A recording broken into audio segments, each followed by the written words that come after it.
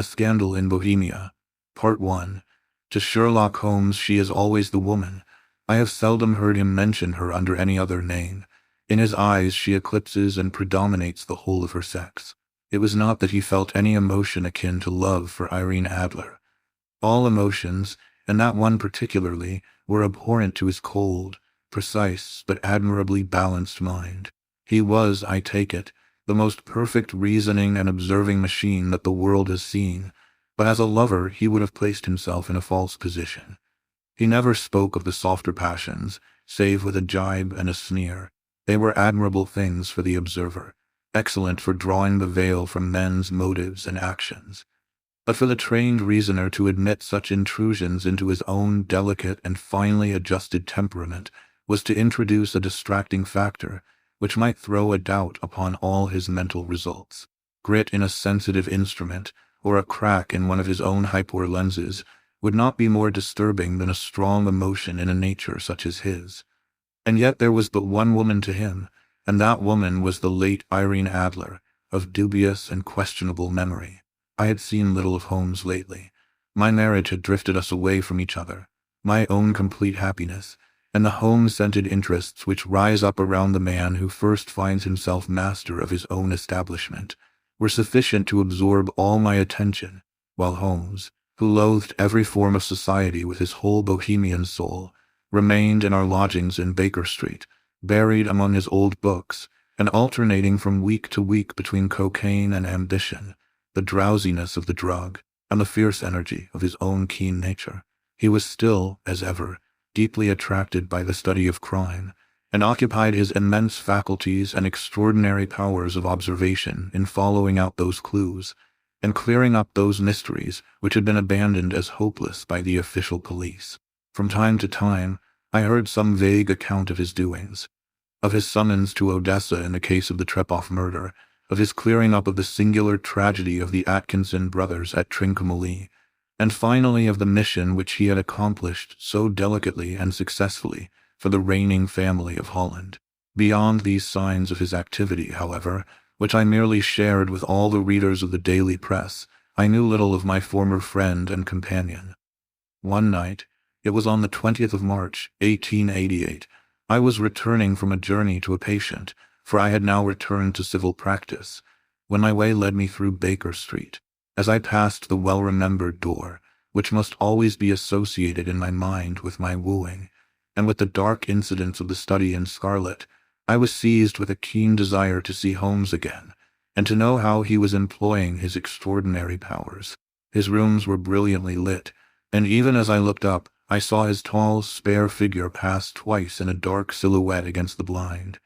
He was pacing the room swiftly, eagerly, with his head sunk upon his chest and his hands clasped behind him. To me, who knew his every mood and habit, his attitude and manner told their own story. He was at work again. He had risen out of his drug-created dreams and was hot upon the scent of some new problem. I rang the bell and was shown up to the chamber which had formerly been in part my own. His manner was not effusive. It seldom was, but he was glad, I think, to see me.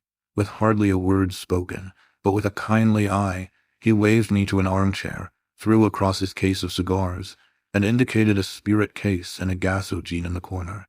Then he stood before the fire and looked me over in his singular introspective fashion. "Wedlock suits you," he remarked. "I think, Watson, that you have put on 7.5 pounds since I saw you."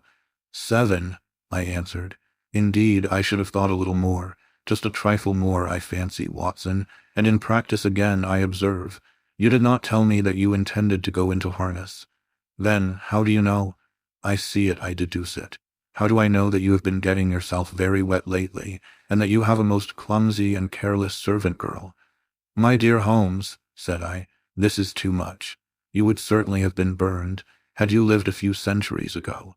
It is true that I had a country walk on Thursday and came home in a dreadful mess, but as I have changed my clothes, I can't imagine how you deduce it. As to Mary Jane, she is incorrigible, and my wife has given her notice, but there, again, I fail to see how you work it out." He chuckled to himself and rubbed his long, nervous hands together. "It is simplicity itself," said he. "My eyes tell me that on the inside of your left shoe, just where the firelight strikes it. The leather is scored by 6 almost parallel cuts. Obviously, they have been caused by someone who has very carelessly scraped round the edges of the sole in order to remove crusted mud from it. Hence, you see, my double deduction that you had been out in vile weather, and that you had a particularly malignant boot-footing specimen of the London slavey. As to your practice, if a gentleman walks into my rooms smelling of iodoform, with a black mark of nitrate of silver upon his right forefinger, and a bulge on the right side of his top hat to show where he has secreted his stethoscope, I must be dull, indeed, if I do not pronounce him to be an active member of the medical profession. I could not help laughing at the ease with which he explained his process of deduction. When I hear you give your reasons, I remarked, the thing always appears to me to be so ridiculously simple that I could easily do it myself, though at each successive instance of your reasoning I am baffled until you explain your process.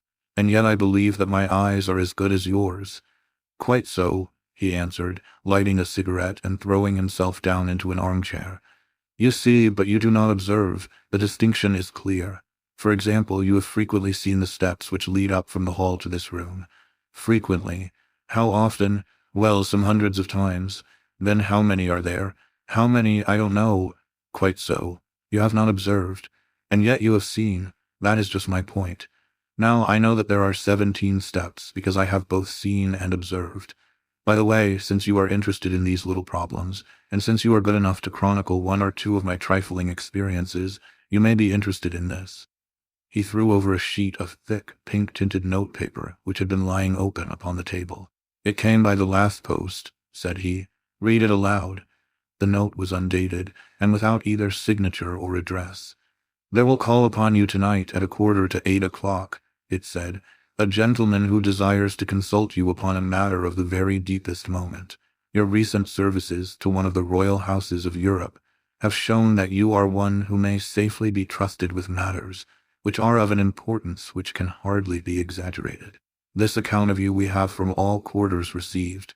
Be in your chamber then at that hour, and do not take it amiss if your visitor wear a mask. This is indeed a mystery, I remarked. What do you imagine that it means? I have no data yet. It is a capital mistake to theorize before one has data. Insensibly, one begins to twist facts to suit theories, instead of theories to suit facts. But the note itself, what do you deduce from it? I carefully examined the writing, and the paper upon which it was written.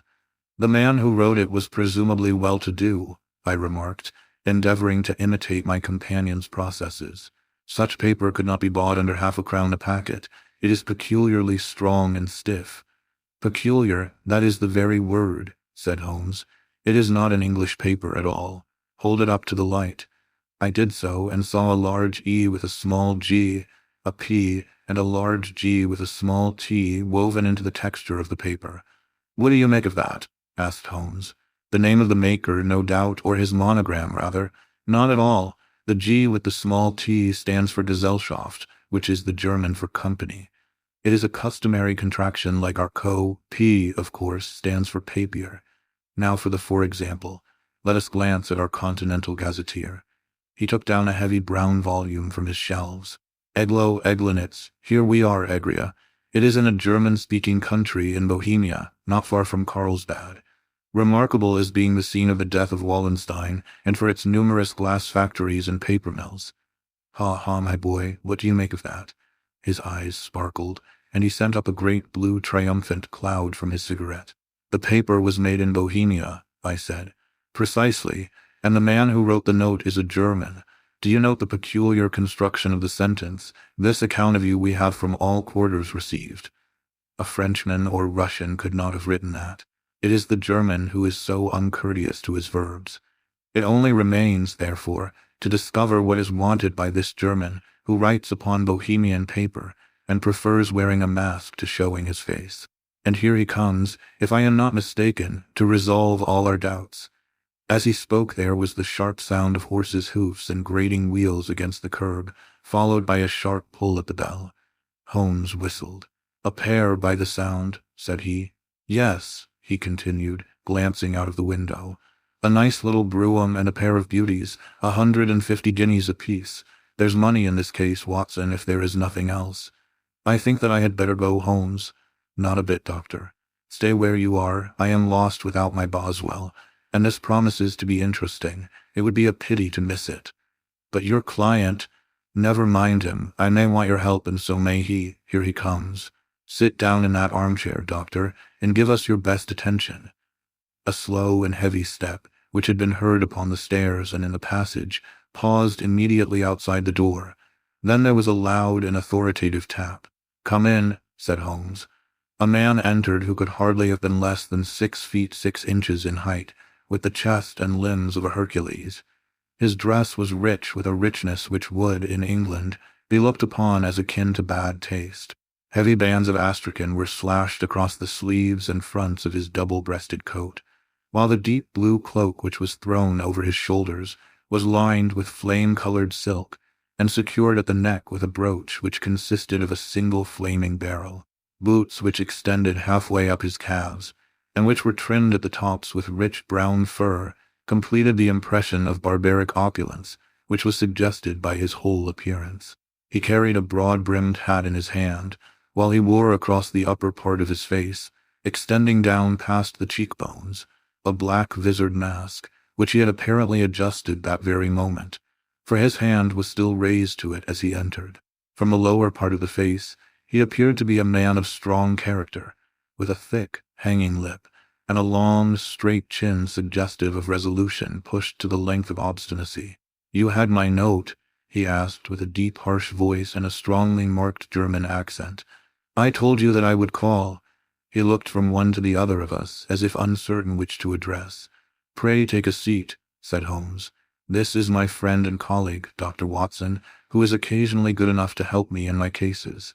Whom have I the honor to address?" "You may address me as the Count von Kramm, a Bohemian nobleman.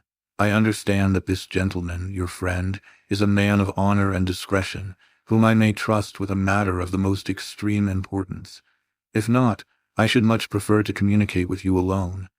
I rose to go, but Holmes caught me by the wrist and pushed me back into my chair. "It is both or none," said he. "You may say before this gentleman anything which you may say to me." The Count shrugged his broad shoulders. "Then I must begin," said he, "by binding you both to absolute secrecy for 2 years. At the end of that time, the matter will be of no importance. At present it is not too much to say that it is of such weight it may have an influence upon European history." "I promise," said Holmes. "And you will excuse this mask," continued our strange visitor. "The august person who employs me wishes his agent to be unknown to you, and I may confess at once that the title by which I have just called myself is not exactly my own." "I was aware of it," said Holmes dryly. "The circumstances are of great delicacy, and every precaution has to be taken to quench what might grow to be an immense scandal, and seriously compromise one of the reigning families of Europe. To speak plainly, the matter implicates the great house of Ormstein, hereditary kings of Bohemia." "I was also aware of that," murmured Holmes, settling himself down in his armchair and closing his eyes. Our visitor glanced with some apparent surprise at the languid, lounging figure of the man who had been no doubt depicted to him as the most incisive reasoner and most energetic agent in Europe. Holmes slowly reopened his eyes and looked impatiently at his gigantic client. "If your Majesty would condescend to state your case," he remarked, "I should be better able to advise you." The man sprang from his chair and paced up and down the room in uncontrollable agitation. Then, with a gesture of desperation, he tore the mask from his face and hurled it upon the ground. "You are right," he cried. "I am the king. Why should I attempt to conceal it?" "Why, indeed," murmured Holmes. "Your Majesty had not spoken before I was aware that I was addressing Wilhelm Gottsreich Sigismund von Ormstein, Grand Duke of Cassel-Felstein, and hereditary King of Bohemia." "But you can understand," said our strange visitor, sitting down once more and passing his hand over his high white forehead. "You can understand that I am not accustomed to doing such business in my own person. Yet the matter was so delicate that I could not confide it to an agent without putting myself in his power. I have come incognito from Prague for the purpose of consulting you." "Then, pray consult," said Holmes, shutting his eyes once more. "The facts are briefly these. Some 5 years ago, during a lengthy visit to Warsaw, I made the acquaintance of the well-known adventuress, Irene Adler. The name is no doubt familiar to you. Kindly look her up in my index, doctor, murmured Holmes without opening his eyes. For many years he had adopted a system of docketing all paragraphs concerning men and things, so that it was difficult to name a subject or a person on which he could not at once furnish information. In this case, I found her biography sandwiched in between that of a Hebrew rabbi and that of a staff commander who had written a monograph upon the deep-sea fishes. "Let me see," said Holmes. Born in New Jersey in the year 1858. Contralto, La Scala, prima donna Imperial Opera of Warsaw, yes. Retired from operatic stage, living in London, quite so. Your Majesty, as I understand, became entangled with this young person, wrote her some compromising letters, and is now desirous of getting those letters back. Precisely so. But how? Was there a secret marriage? None. No legal papers or certificates? None. Then I fail to follow your Majesty. If this young person should produce her letters for blackmailing or other purposes, how is she to prove their authenticity? There is the writing. Pooh. Forgery, my private note paper. Stolen, my own seal. Imitated, my photograph. Bought, we were both in the photograph. Oh dear, that is very bad. Your Majesty has indeed committed an indiscretion. I was mad, insane. You have compromised yourself seriously. I was only crown prince then. I was young. I am but 30 now. It must be recovered. We have tried and failed. Your Majesty must pay. It must be bought. She will not sell. Stolen, then. 5 attempts have been made. Twice burglars in my pay ransacked her house. Once we diverted her luggage when she traveled. Twice she has been waylaid. There has been no result. No sign of it. Absolutely none. Holmes laughed. It is quite a pretty little problem, said he, but a very serious one to me, returned the king reproachfully. Very indeed. And what does she propose to do with the photograph? To ruin me. But how? I am about to be married. So I have heard. To Clodel de Lothman von Saxe-Meiningen, second daughter of the King of Scandinavia. You may know the strict principles of her family. She is herself the very soul of delicacy. A shadow of a doubt as to my conduct would bring the matter to an end. And Irene Adler threatens to send them the photograph, and she will do it. I know that she will do it. You do not know her, but she has a soul of steel. She has the face of the most beautiful of women, and the mind of the most resolute of men. Rather than I should marry another woman, there are no lengths to which she would not go, none. You are sure that she has not sent it yet? I am sure. And why? Because she has said that she would send it on the day when the betrothal was publicly proclaimed. That will be next Monday. Oh, then we have 3 days yet, said Holmes with a yawn. That is very fortunate, as I have 1 or 2 matters of importance to look into just at present. Your Majesty will, of course, stay in London for the present. Certainly. You will find me at the Langham under the name of the Count von Kramm. Then I shall drop you a line to let you know how we progress. Pray do so. I shall be all anxiety. Then, as to money, you have carte blanche. Absolutely. I tell you that I would give one of the provinces of my kingdom to have that photograph. And for present expenses, the king took a heavy chamois leather bag from under his cloak and laid it on the table. There are £300 in gold and 700 in notes, he said. Holmes scribbled a receipt upon a sheet of his notebook and handed it to him. And Mademoiselle's address? He asked. Is Briony Lodge, Serpentine Avenue, St. John's Wood. Holmes took a note of it. One other question, said he. Was the photograph a cabinet? It was. Then good night, Your Majesty, and I trust that we shall soon have some good news for you. And good night, Watson, he added, as the wheels of the royal brougham rolled down the street. If you will be good enough to call tomorrow afternoon at 3 o'clock, I should like to chat this little matter over with you. Part 2. At 3 o'clock precisely I was at Baker Street, but Holmes had not yet returned. The landlady informed me that he had left the house shortly after 8 o'clock in the morning. I sat down beside the fire, however, with the intention of awaiting him, however long he might be.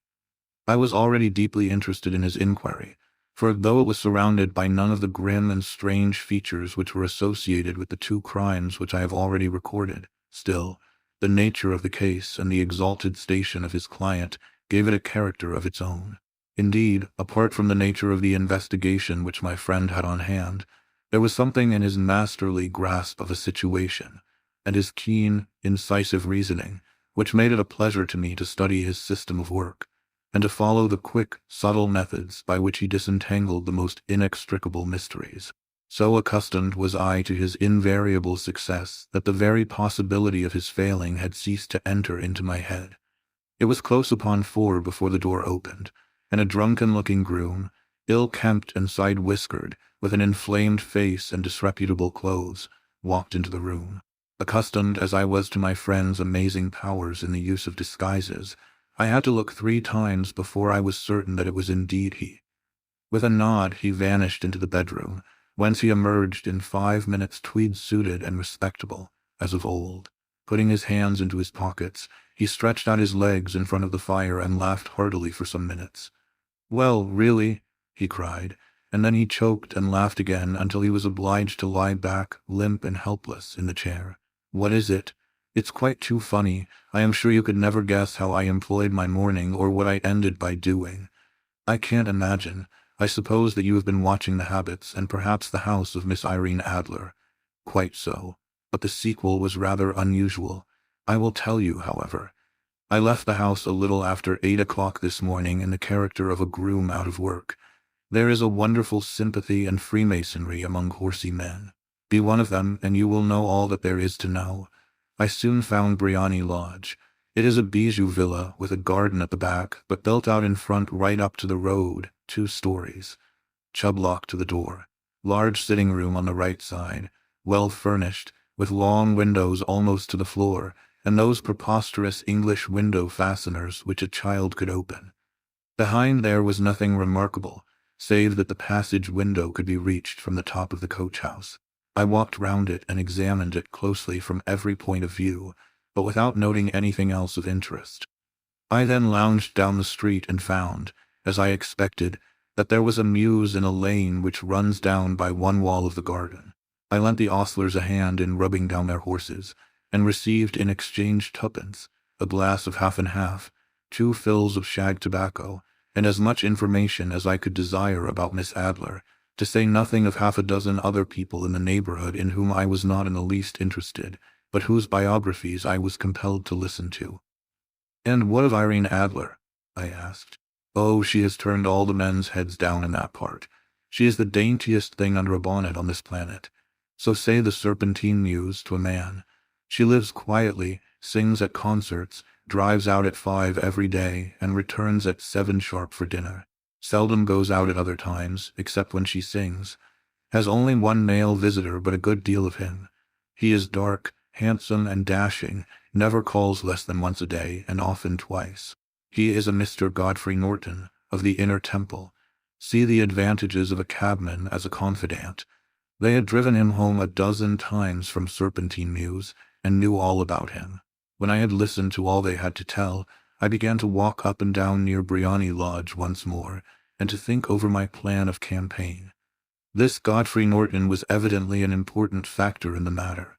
He was a lawyer. That sounded ominous. What was the relation between them, and what the object of his repeated visits? Was she his client, his friend, or his mistress? If the former, she had probably transferred the photograph to his keeping. If the latter, it was less likely. On the issue of this question depended whether I should continue my work at Briony Lodge, or turn my attention to the gentlemen's chambers in the Temple. It was a delicate point, and it widened the field of my inquiry. I fear that I bore you with these details, but I have to let you see my little difficulties, if you are to understand the situation. "I am following you closely," I answered.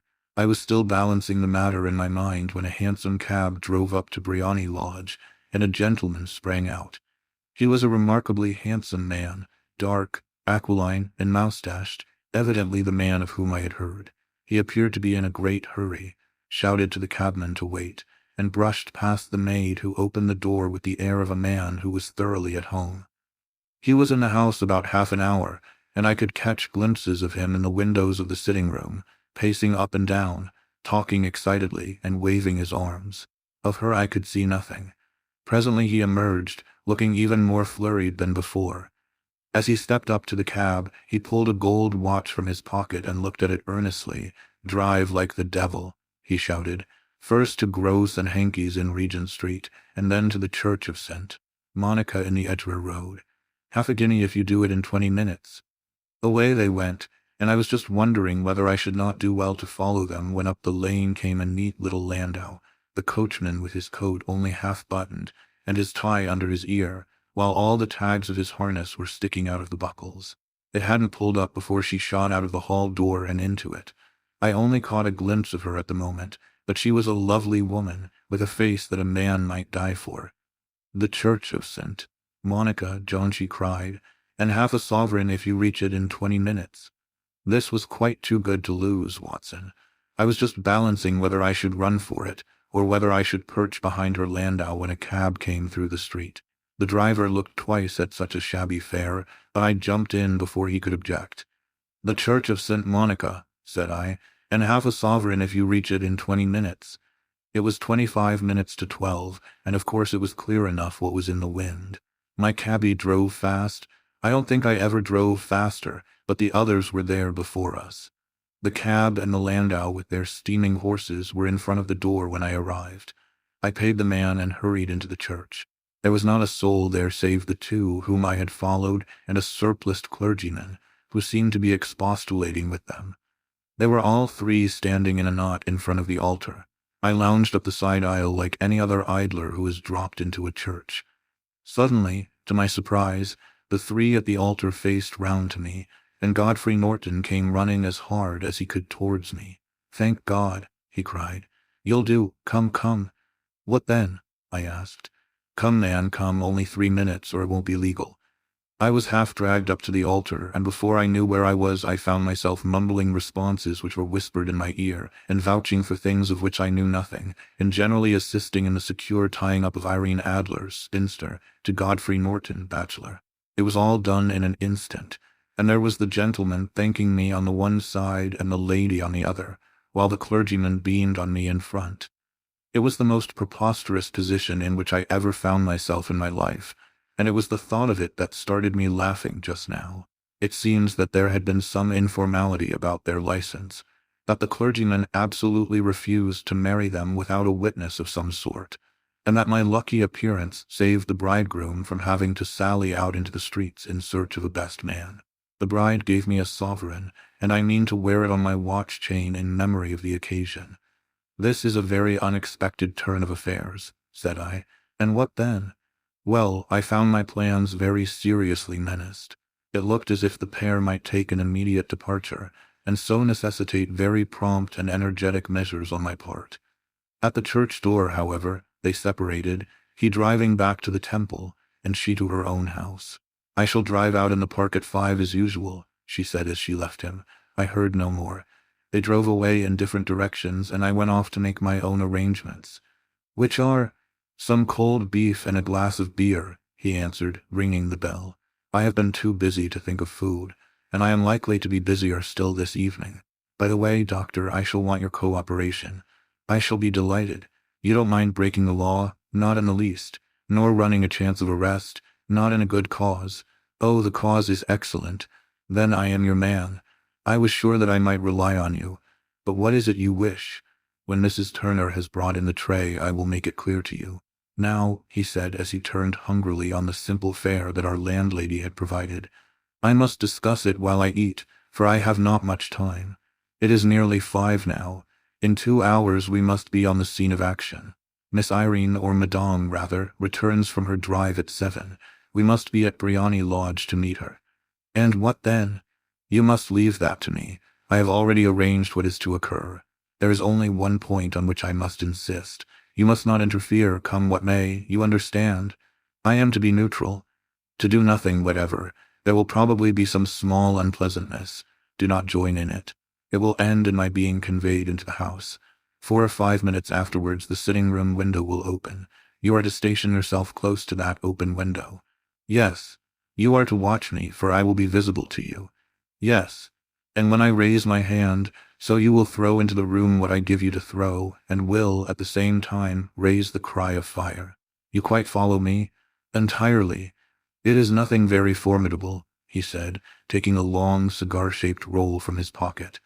"It is an ordinary plumber's smoke rocket, fitted with a cap at either end to make it self-lighting. Your task is confined to that. When you raise your cry of fire, it will be taken up by quite a number of people. You may then walk to the end of the street, and I will rejoin you in 10 minutes. I hope that I have made myself clear. I am to remain neutral, to get near the window to watch you, and at the signal to throw in this object, then to raise the cry of fire and to wait you at the corner of the street." "Precisely.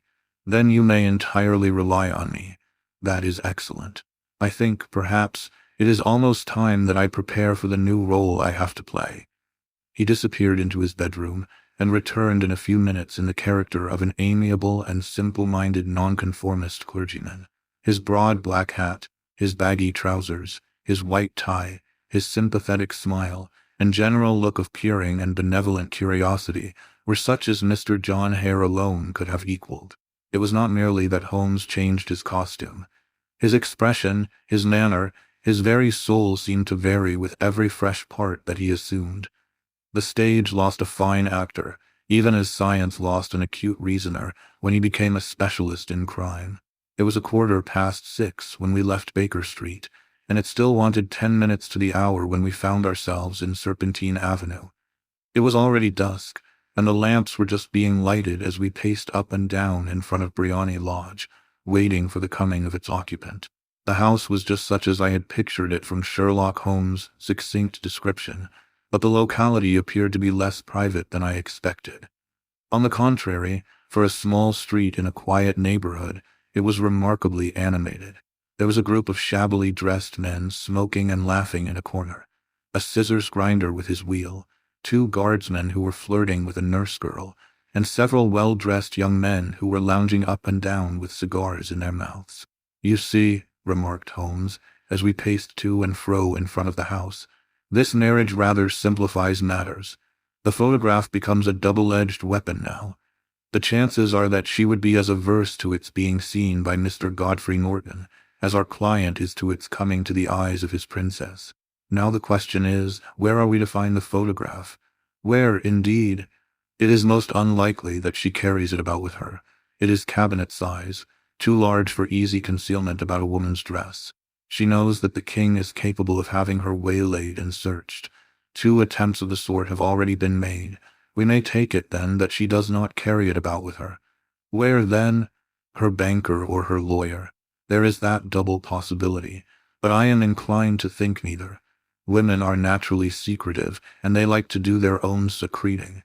Why should she hand it over to anyone else? She could trust her own guardianship, but she could not tell what indirect or political influence might be brought to bear upon a businessman.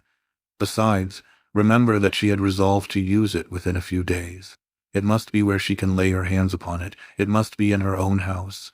But it has twice been burgled. Pshaw, they did not know how to look. But how will you look? I will not look. What then? I will get her to show me. But she will refuse. She will not be able to. But I hear the rumble of wheels. It is her carriage. Now carry out my orders to the letter." As he spoke, the gleam of the sidelights of a carriage came round the curve of the avenue. It was a smart little landau which rattled up to the door of Briony Lodge. As it pulled up, one of the loafing men at the corner dashed forward to open the door in the hope of earning a copper, but was elbowed away by another loafer, who had rushed up with the same intention. A fierce quarrel broke out, which was increased by the 2 guardsmen, who took sides with one of the loungers, and by the scissors grinder, who was equally hot upon the other side. A blow was struck, and in an instant the lady, who had stepped from her carriage, was the center of a little knot of flushed and struggling men, who struck savagely at each other with their fists and sticks. Holmes dashed into the crowd to protect the lady, but just as he reached her, he gave a cry and dropped to the ground, with the blood running freely down his face.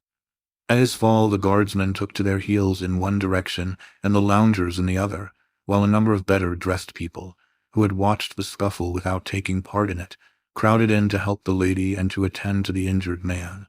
Irene Adler, as I will still call her, had hurried up the steps, but she stood at the top with her superb figure outlined against the lights of the hall, looking back into the street. "Is the poor gentleman much hurt?" she asked. "He is dead," cried several voices. "No, no, there's life in him," shouted another, "but he'll be gone before you can get into hospital." "He's a brave fellow," said a woman. "They would have had the lady's purse and watch if it hadn't been for him. They were a gang, and a rough one, too. Ah, he's breathing now. He can't lie in the street. May we bring him in, marm?" "Surely. Bring him into the sitting room. There is a comfortable sofa. This way, please." Slowly and solemnly he was borne into Briony Lodge and laid out in the principal room, while I still observed the proceedings from my post by the window. The lamps had been lit, but the blinds had not been drawn, so that I could see Holmes as he lay upon the couch. I do not know whether he was seized with compunction at that moment for the part he was playing, but I know that I never felt more heartily ashamed of myself in my life than when I saw the beautiful creature against whom I was conspiring, or the grace and kindliness with which she waited upon the injured man.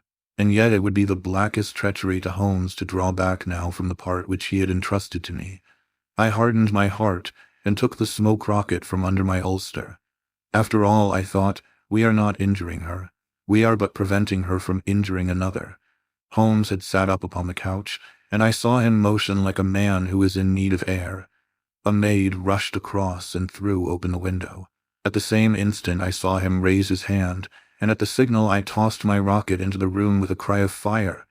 The word was no sooner out of my mouth than the whole crowd of spectators, well-dressed and ill, gentlemen, ostlers, and servant-maids, joined in a general shriek of fire. Thick clouds of smoke curled through the room and out at the open window. I caught a glimpse of rushing figures, and a moment later the voice of Holmes from within assuring them that it was a false alarm. Slipping through the shouting crowd, I made my way to the corner of the street, and in 10 minutes was rejoiced to find my friend's arm in mine, and to get away from the scene of uproar. He walked swiftly and in silence for some few minutes until we had turned down one of the quiet streets which lead towards the Edgware Road. "You did it very nicely, Doctor," he remarked. "Nothing could have been better. It is all right. You have the photograph. I know where it is. And how did you find out? She showed me as I told you she would. I am still in the dark. I do not wish to make a mystery," said he, laughing. "The matter was perfectly simple. You, of course, saw that everyone in the street was an accomplice. They were all engaged for the evening. I guessed as much. Then, when the row broke out, I had a little moist red paint in the palm of my hand. I rushed forward, fell down, clapped my hand to my face, and became a piteous spectacle. It is an old trick. That also I could fathom. Then they carried me in. She was bound to have me in. What else could she do? And into her sitting room, which was the very room which I suspected. It lay between that and her bedroom, and I was determined to see which. They laid me on a couch. I motioned for air. They were compelled to open the window, and you had your chance. How did that help you? It was all important. When a woman thinks that her house is on fire, her instinct is at once to rush to the thing which she values most. It is a perfectly overpowering impulse, and I have more than once taken advantage of it. In the case of the Darlington substitution scandal, it was of use to me, and also in the Arnsworth Castle business. A married woman grabs at her baby, an unmarried one reaches for her jewel box. Now it was clear to me that Our Lady of today had nothing in the house more precious to her than what we are in quest of. She would rush to secure it. The alarm of fire was admirably done. The smoke and shouting were enough to shake nerves of steel. She responded beautifully. The photograph is in a recess behind a sliding panel just above the right bell pull. She was there in an instant, and I caught a glimpse of it as she half drew it out. When I cried out that it was a false alarm, she replaced it, glanced at the rocket, rushed from the room, and I have not seen her since. I rose, and making my excuses, escaped from the house. I hesitated whether to attempt to secure the photograph at once, but the coachman had come in, and as he was watching me narrowly, it seemed safer to wait. A little over-precipitance may ruin all. "And now," I asked, "our quest is practically finished. I shall call with the king tomorrow, and with you, if you care to come with us. We will be shown into the sitting room to wait for the lady, but it is probable that when she comes, she may find neither us nor the photograph. It might be a satisfaction to His Majesty to regain it with his own hands. And when will you call?" "At 8 in the morning. She will not be up, so that we shall have a clear field. Besides, we must be prompt, for this marriage may mean a complete change in her life and habits. I must wire to the king without delay. We had reached Baker Street and had stopped at the door. He was searching his pockets for the key when someone passing said, "Good night, Mr. Sherlock Holmes." There were several people on the pavement at the time, but the greeting appeared to come from a slim youth in an ulster who had hurried by. "I've heard that voice before," said Holmes, staring down the dimly lit street. "Now I wonder who the deuce that could have been." Part 3. I slept at Baker Street that night, and we were engaged upon our toast and coffee in the morning when the King of Bohemia rushed into the room. "You have really got it," he cried, grasping Sherlock Holmes by either shoulder and looking eagerly into his face. "Not yet, but you have hopes." "I have hopes." "Then come, I am all impatience to be gone. We must have a cab." "No, my brougham is waiting." "Then that will simplify matters." We descended and started off once more for Briony Lodge. "Irene Adler is married," remarked Holmes. "Married when?" "Yesterday. But to whom?" "To an English lawyer named Norton. But she could not love him." "I am in hopes that she does." "And why in hopes?" "Because it would spare your Majesty all fear of future annoyance. If the lady loves her husband, she does not love your Majesty. If she does not love your Majesty, there is no reason why she should interfere with your Majesty's plan." "It is true. And yet, well, I wish she had been of my own station. What a queen she would have made." He relapsed into a moody silence, which was not broken until we drew up in Serpentine Avenue. The door of Briony Lodge was open, and an elderly woman stood upon the steps. She watched us with a sardonic eye as we stepped from the brougham. "Mr. Sherlock Holmes, I believe," said she. "I am Mr. Holmes," answered my companion, looking at her with a questioning and rather startled gaze. "Indeed. My mistress told me that you were likely to call. She left this morning with her husband by the 5:15 train from Charing Cross for the Continent." "What?" Sherlock Holmes staggered back, white with chagrin and surprise. "Do you mean that she has left England, never to return?" "And the papers?" asked the king hoarsely. "All is lost. We shall see." He pushed past the servant and rushed into the drawing-room, followed by the king and myself. The furniture was scattered about in every direction, with dismantled shelves and open drawers, as if the lady had hurriedly ransacked them before her flight. Holmes rushed at the bell-pull, tore back a small sliding shutter, and plunging in his hand, pulled out a photograph and a letter. The photograph was of Irene Adler herself in evening dress. The letter was superscribed to Sherlock Holmes-esque, to be left till called for. My friend tore it open, and we all three read it together. It was dated at midnight of the preceding night and ran in this way. "My dear Mr. Sherlock Holmes, you really did it very well. You took me in completely. Until after the alarm of fire, I had not a suspicion. But then, when I found how I had betrayed myself, I began to think. I had been warned against you months ago. I had been told that, if the king employed an agent, it would certainly be you, and your address had been given me.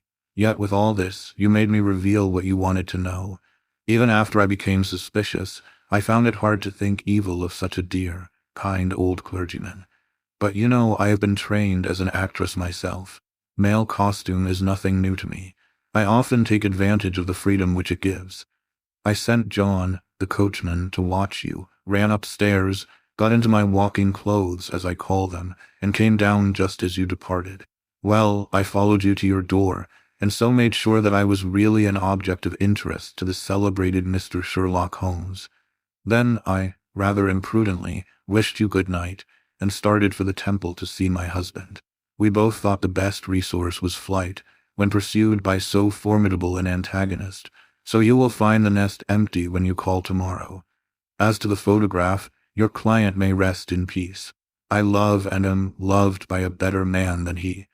The king may do what he will without hindrance from one whom he has cruelly wronged. I keep it only to safeguard myself, and to preserve a weapon which will always secure me from any steps which he might take in the future. I leave a photograph which he might care to possess, and I remain, dear Mr. Sherlock Holmes, very truly yours, Irene Norton nee Adler. What a woman, oh, what a woman, cried the King of Bohemia, when we had all three read this epistle. Did I not tell you how quick and resolute she was? Would she not have made an admirable queen? Is it not a pity that she was not on my level? From what I have seen of the lady, she seems indeed to be on a very different level to your Majesty, said Holmes coldly. I am sorry that I have not been able to bring your Majesty's business to a more successful conclusion. On the contrary, my dear sir, cried the king, nothing could be more successful. I know that her word is inviolate. The photograph is now as safe as if it were in the fire. I am glad to hear your Majesty say so. I am immensely indebted to you. Pray tell me in what way I can reward you. This ring— he slipped an emerald snake ring from his finger and held it out upon the palm of his hand. Your Majesty has something which I should value even more highly, said Holmes. You have but to name it. This photograph— the king stared at him in amazement. Irene's photograph, he cried. Certainly, if you wish it. I thank your Majesty, then there is no more to be done in the matter. I have the honor to wish you a very good morning. He bowed, and turning away without observing the hand which the king had stretched out to him, he set off in my company for his chambers. And that was how a great scandal threatened to affect the kingdom of Bohemia, and how the best plans of Mr. Sherlock Holmes were beaten by a woman's wit. He used to make merry over the cleverness of women, but I have not heard him do it of late. And when he speaks of Irene Adler, or when he refers to her photograph, it is always under the honorable title of the woman.